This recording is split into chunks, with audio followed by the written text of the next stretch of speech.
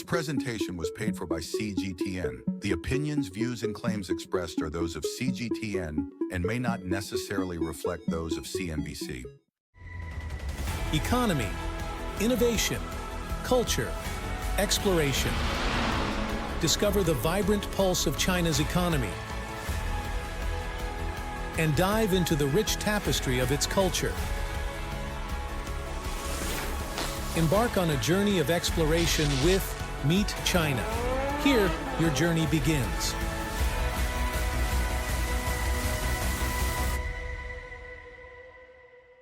Hello and welcome to this episode of Meet China. I'm Lily Lu. Today we're coming to you from Shanghai, a vibrant metropolis sits on the east of China. The city has a stunning skyline that features architectures that tell the stories of history and modernity.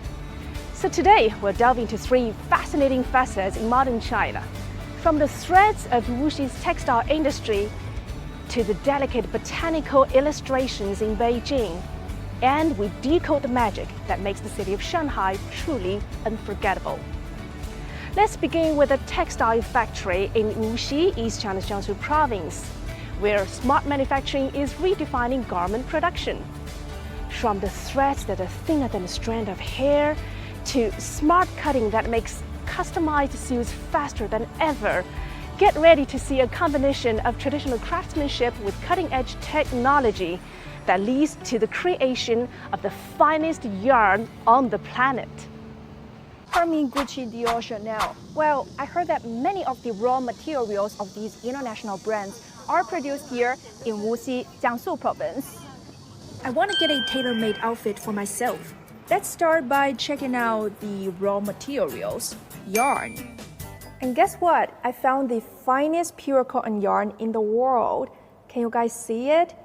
It's like just about 1/3 the thickness of a strand of my hair. Oops, it's very easy to break. This is called 300 thread count cotton. What does this mean? It means that 1 gram of cotton can be spun into a length of 500 meters. Well, here comes my question. For such fine yarns, how can they achieve mass production? Let's go visit their intelligent factory to find out more. I can barely see workers here. Let me find out how many workers they have. In an area that covers about 10,000 spindles, there are only 10 workers. I found Qiu Li, who's in charge of this factory. She said now intelligent machines have handled most of the operations.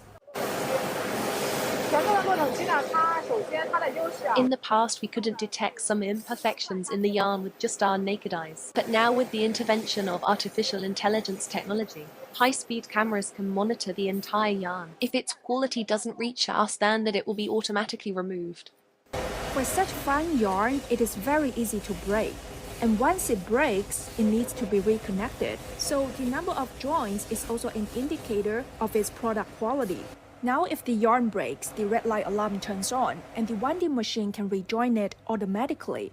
Such intelligent production has increased the factory's efficiency by 15%, cut its costs by 11%, and reduced labor intensity by 30%. Well, being here for about half an hour, I'm already sweating profusely, because the spinning workshop requires a constant temperature of about 33 degrees Celsius. And also the noise from the machines makes it challenging for many workers to adapt.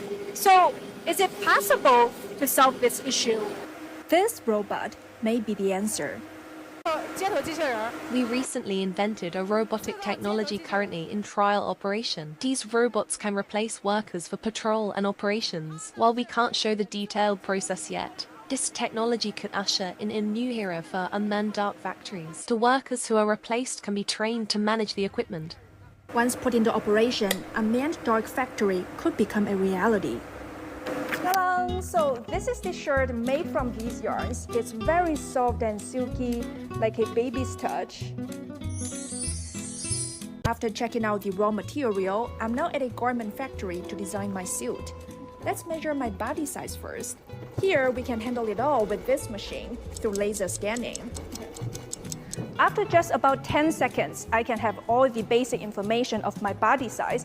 And with these data, I'm now ready to get my suit. Once your measurements are collected, it generates a personalized template in our database through 5G network. And here comes the next step.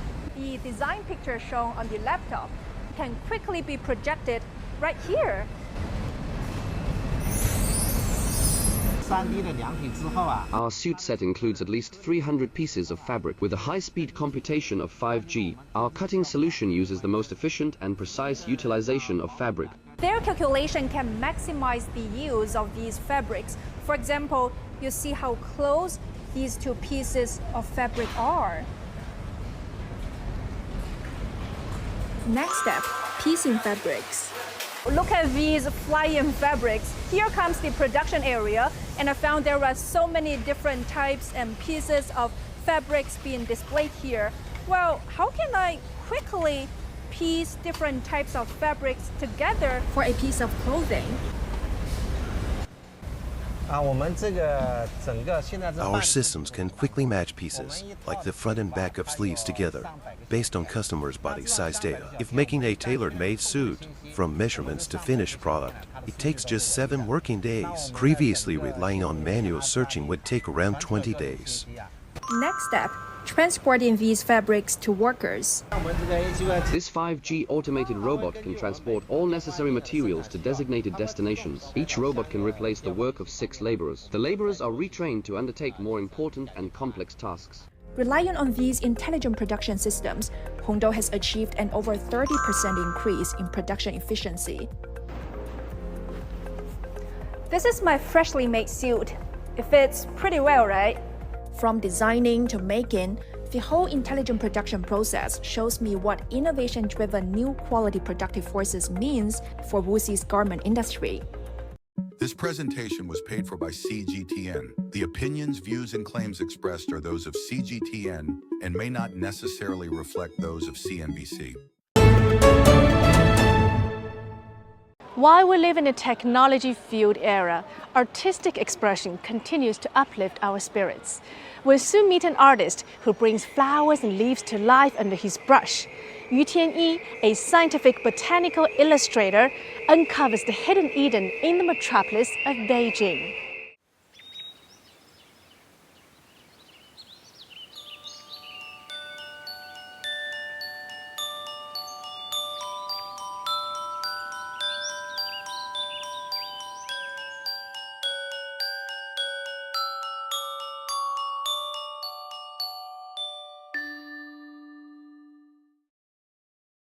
I'm Yu Tianyi, and I'm in love with plants. My master's degree focused on plant taxonomy, and currently, I specialize in creating illustrations that combine both scientific botanical illustrations and environmental illustrations.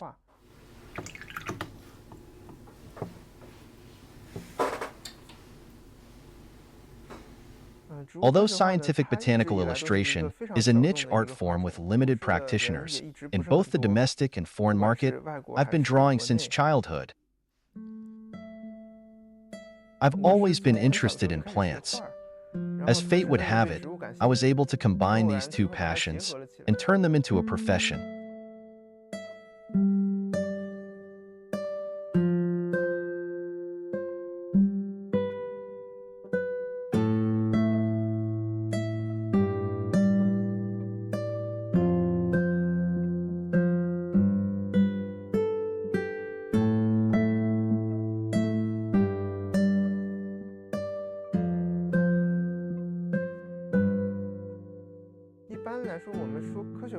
Scientific illustration has a clear purpose, namely to provide scientific information in a rigorous and accurate manner and depict the true form of various biological species. To accomplish this, the work of botanical scientific illustrators relies heavily on observation. I spent my childhood in Beijing, a large metropolis that is the embodiment of modernity and development. Despite this fact, numerous plant species call Beijing home. It is estimated that there are over 2,300 plant species in Beijing. During my time at university in the UK, I was able to gain an understanding of the local wild flora. There are approximately 2,000 plant species in the UK, excluding extremely rare and unusual ones. Remarkably, this suggests that the biodiversity of Beijing surpasses that of the entire UK.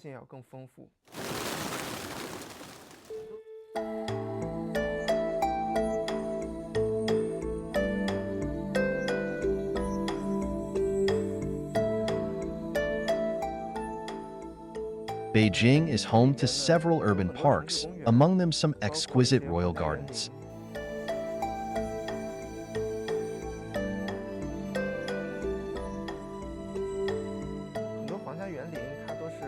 Within these gardens, many plants have been preserved for hundreds of years, forming self-sustaining ecosystems that contribute to a high level of biodiversity in the area.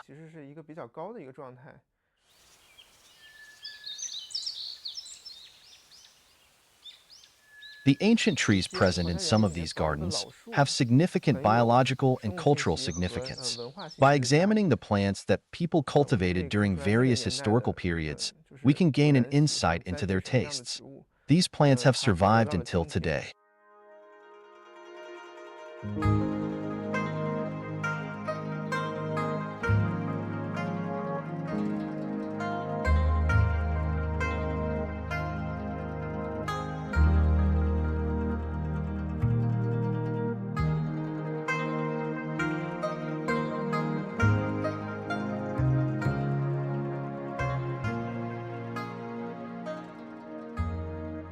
There are two key aspects to flower appreciation in Beijing: observing wild species and exploring the diversity of local plants.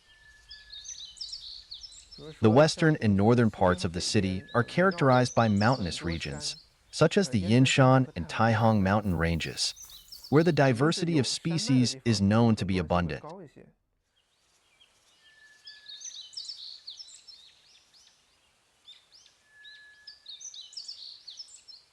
When we venture out to appreciate flowers, watch birds, or observe insects, these areas are often the first destinations on our list.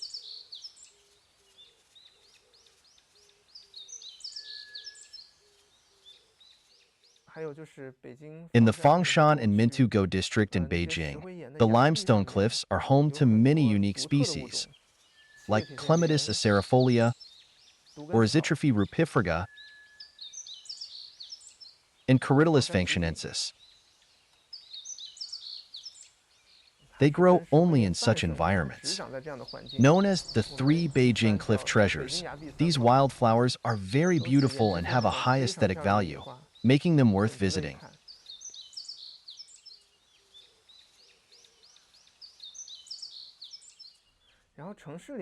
While many species coexisted with humans in the city for centuries, the process of urbanization caused them to slowly disappear from the city. Some of these species can still be found in villages in the suburbs, but they are difficult to spot inside the city.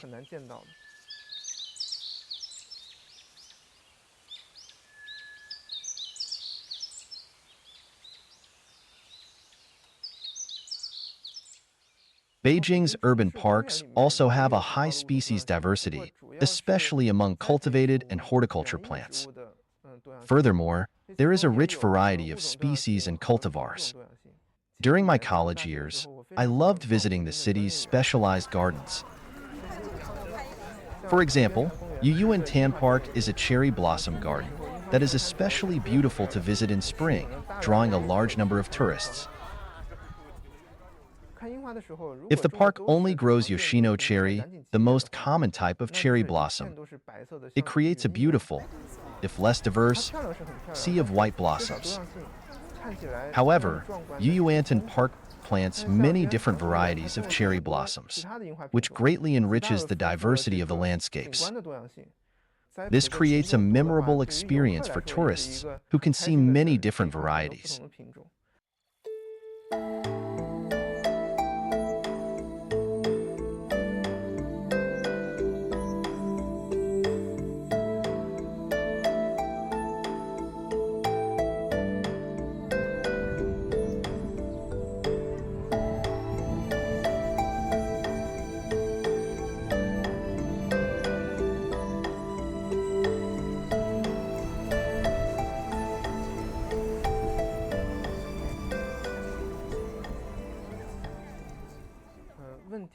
Although the problem of natural landscape destruction exists, it is gradually being rectified.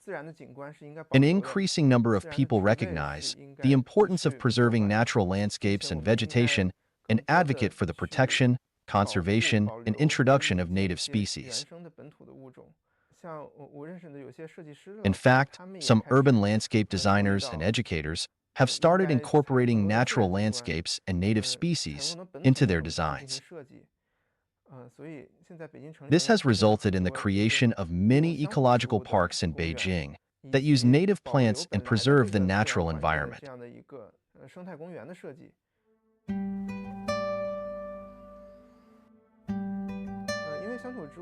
The benefits of using native plants are many. They can better adapt to local environments and help people understand which species should naturally grow in the area.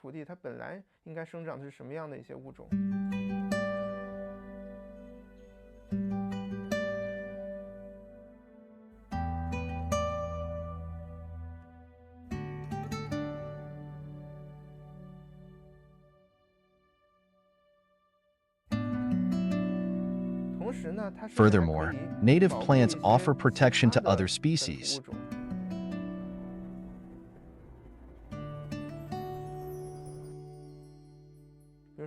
Certain insects rely on them for survival. By cultivating these plants, it may be possible to attract these insects back to the area and create a healthier local ecological environment. These are just a few of the positive developments that I have observed in recent years.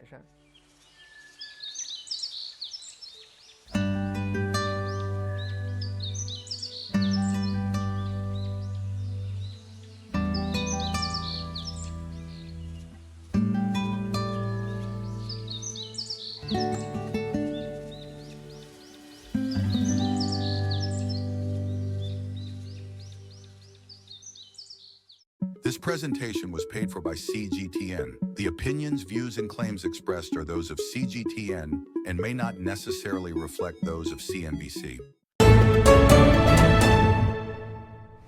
Our next story is inspired by a widely popular TV series in China, Blossoms Shanghai. One of the iconic locations being featured in the series was the legendary Peace Hotel on the Bund. Now, let's get immersed in its rich history, the tales of the Bund, and Shanghai itself. It's a chance to traverse time, witness the evolution of this bustling metropolis, and to experience the dazzling interplay of the past and present. From above, the mist shrouds this magical place. It's so unique. It's the most international city in all of China. But down here on the ground, as I look at the skyline, I know it etches out a story about economic achievements witnessed in China over the past 40-plus years. The towering skyscrapers also provide a narrative of abundant business opportunities, modernization, and a development model that has come to be known as China's reform and opening up.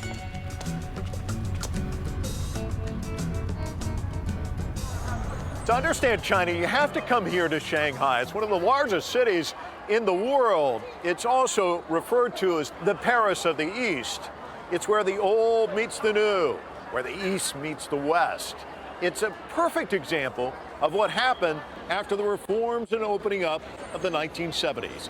And if you come here, you have to start by going into the legendary landmark, the Peace Hotel.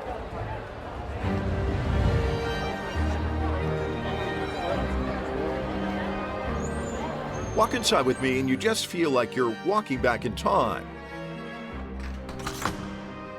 The Peace Hotel is one of the most prestigious hotels in Shanghai.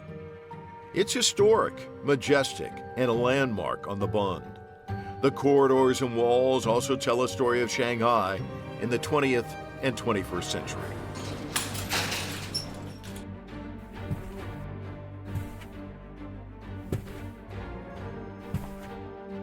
The Peace Hotel is a cultural icon under state protection. It has witnessed nearly a century of historical change. For foreign guests coming to Shanghai, it's somewhere they can start to understand China.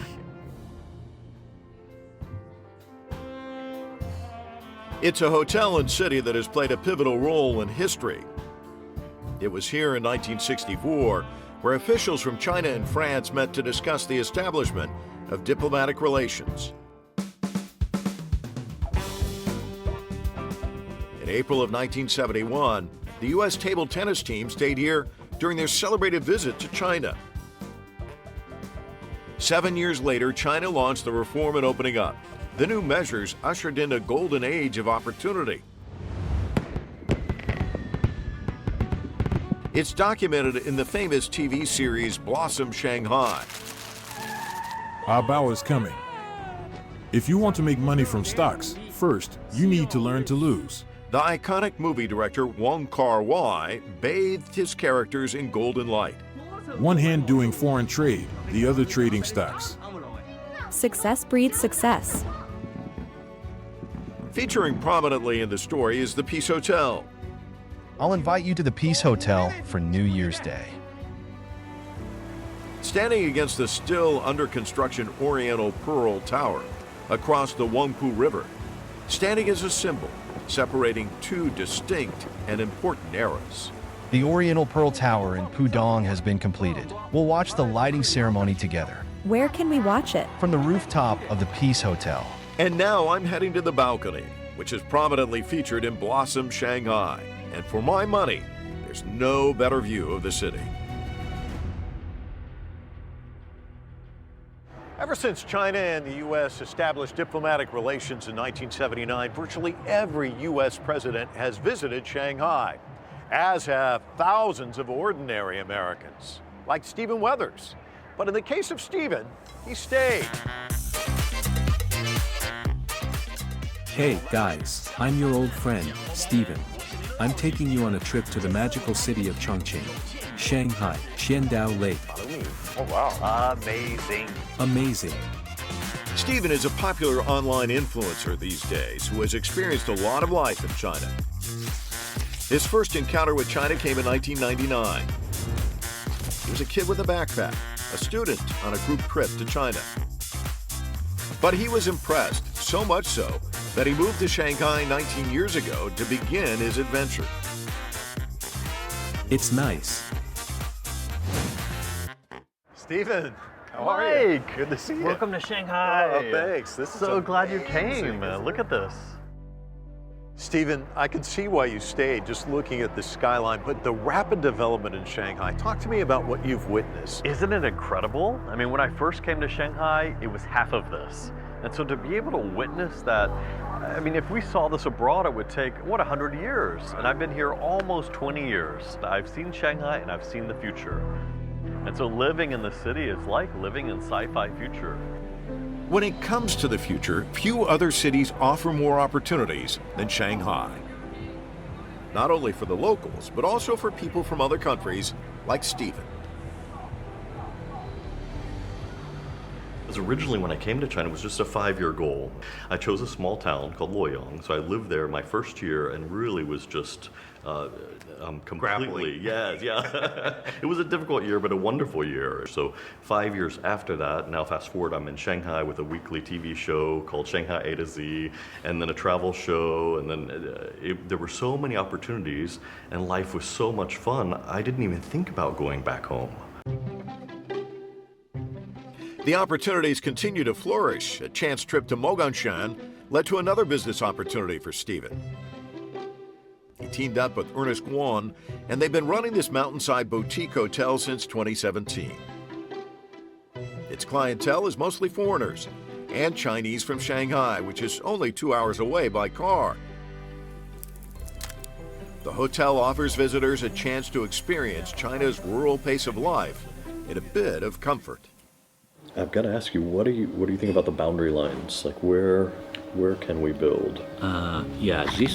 Around this line is okay. We already talked to the government. The government said okay. They will push for it for us, and but not bigger. This is the size. Stephen's no anomaly. China draws in people from around the globe, and the attraction is growing as restrictions on the investment and operation of foreign trade enterprises are reduced, and the threshold for market access is lowered. Business opportunities in China have changed over the years, and I would say 10 or 20 years ago there were a lot of large companies coming over, setting up factories. Right now there are a lot of smaller opportunities, at least the ones that I'm touching, which one would be inbound tourism. The made in China is going to change.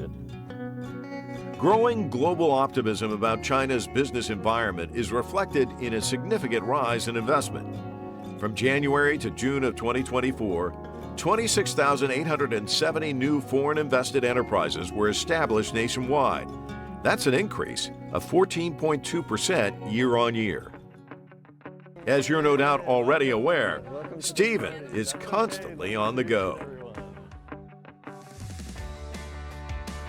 He's been taking the world along on his journeys. It all started with a trip to Shanghai in Wuxi province. Stephen decided to upload videos of his travels on overseas social media platforms. He was shocked at the response. A flood of messages came in from around the globe. Stephen knew that he had the potential to harness the power of social media, and he has. Can you hear it? 1, 2, 3, 4, 5. Now, as an influencer, let's go. He has around 2 million followers. It's me again, your old mate Stephen. A lot of foreigners have watched my shows too online, and they'll send me questions, they'll send me feedback. They think they understand China, but they really just only see a small part, whether it's Chinese restaurants abroad or Chinatowns or China depicted in films and in media. That to me is just a small piece.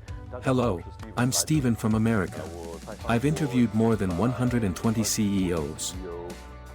Seeing is believing, and being here has helped Stephen to understand the real China. I think one of the best ways for America and other countries to understand China is to come here. Come and visit, come and travel, experience it for yourself. When I go home to the States, I talk to a lot of people. They really don't have a full picture of China because they never have an opportunity to come. And I think now that the doors are wide open for tourism, now is a great time to come and experience. The greater openness is reflected in a significant increase in inbound travelers. The first half of 2024 saw over 14.6 million visitors coming to China, a year-on-year increase of over 150%. But not everyone has the chance to come, so prejudices remain. What they're missing is a glimpse of what Stephen has seen with his own eyes. Great changes and enormous development in the People's Republic of China since its founding 75 years ago.